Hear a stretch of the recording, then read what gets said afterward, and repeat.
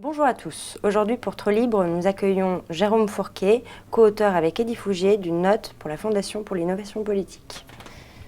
Monsieur Fourquet, comment expliquer que le FN ait autant de succès dans les campagnes alors que c'est essentiellement un parti urbain ?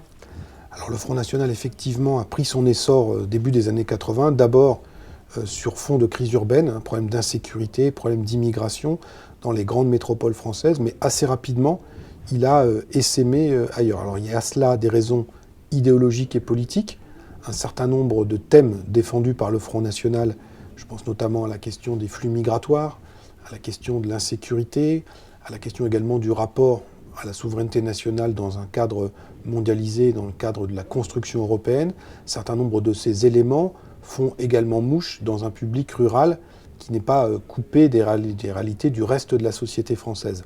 Ça, c'est le premier élément qui peut expliquer cette assise.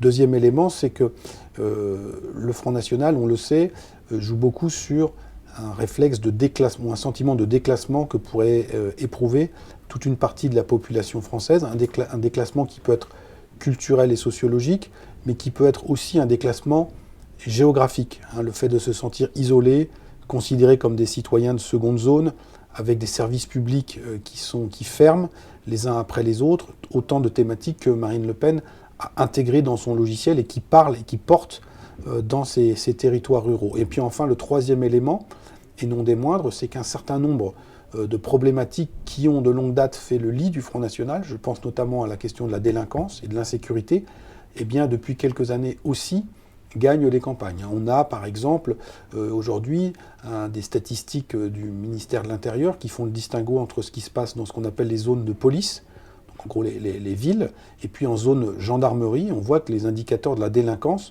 n'ont pas franchement à envier en zone gendarmerie par rapport à ce qui se passe en zone police. Et donc là aussi, on a des formes de délinquance qui se développent, alors pas partout, mais qui peuvent aussi expliquer ou alimenter la dynamique dont bénéficie aujourd'hui le Front National. Et aujourd'hui, on est avec un vote Front National qui est le plus fort à 30-40 km des grandes métropoles françaises.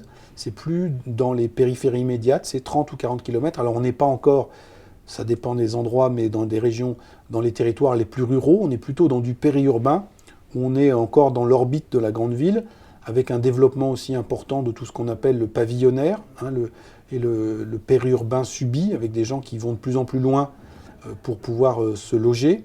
Et donc on a aussi des contraintes de pouvoir d'achat, avec la question très sensible, par exemple, du prix des carburants. Donc autant de thématiques sur lesquelles le Front National laboure le terrain et lui permet de récolter un certain nombre de résultats encourageants et tout à fait significatifs dans les espaces ruraux.